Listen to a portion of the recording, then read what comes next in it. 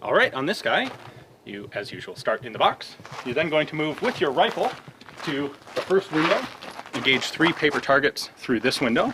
Then we move to the other window, engage a second set of 3 paper targets through this window. Then we're going to come up through the center. From the table, engage the 1 target in the center behind the hostage, ground your rifle, draw your pistol, and knock down all 8 poppers.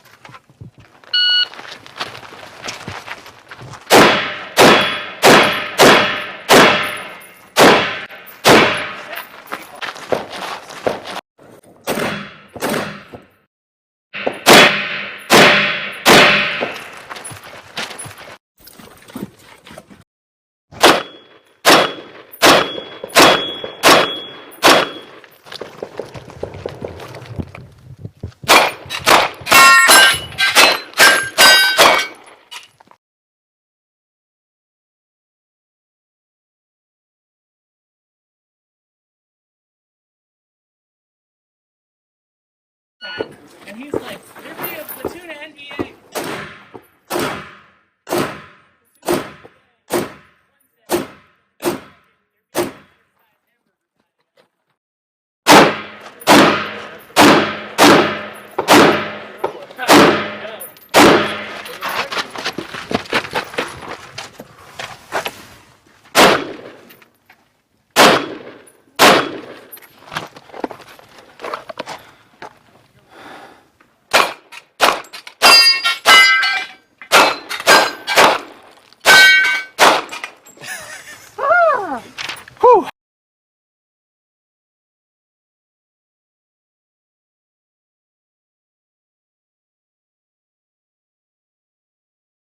All right, you get to hold the rifle this time because you won that stage. Oh, is that how that works? I get to hold it now?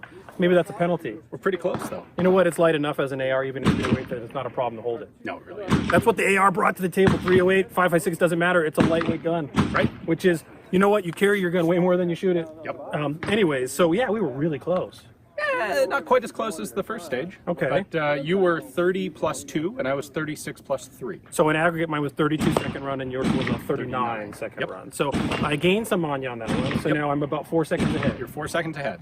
That said, let's talk about the gun and the handle. So it is conclusively a 308.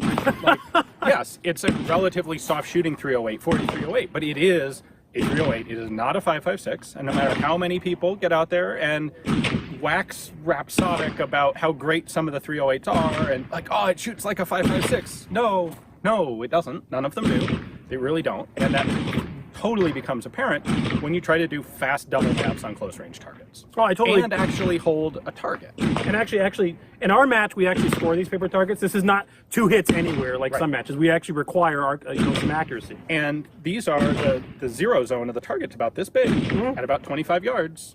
So if you think about trying to double tap, what is that, call it an 8 or 10 inch plate at 25? Yep.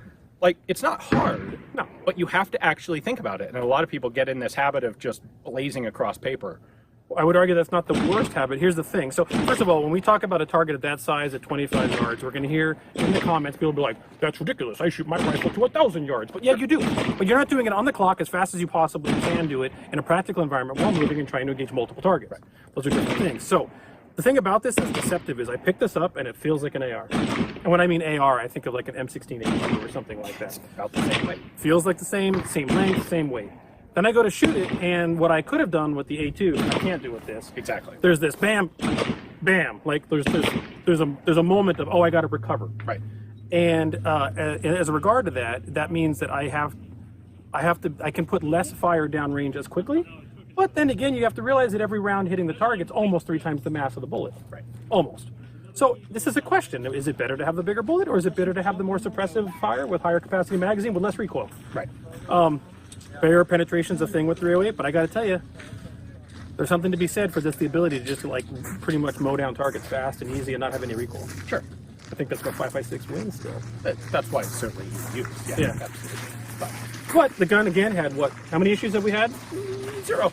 0 issues. None. The only thing that's interesting is when you load the magazine to full capacity, the very first round takes a little bit of nudging to get it to go into battery. because it's a little tight.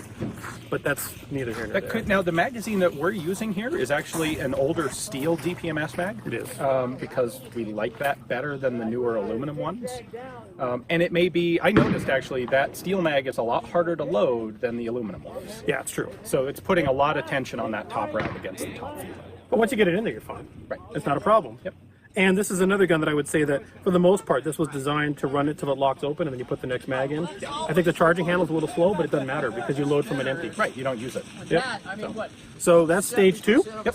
And we've got 2 more to go. Yeah. And it's really anyone's game right now, but who's going to win this? It really is. 4 seconds is meaningless. Yeah. Cool. Let's go see what happens.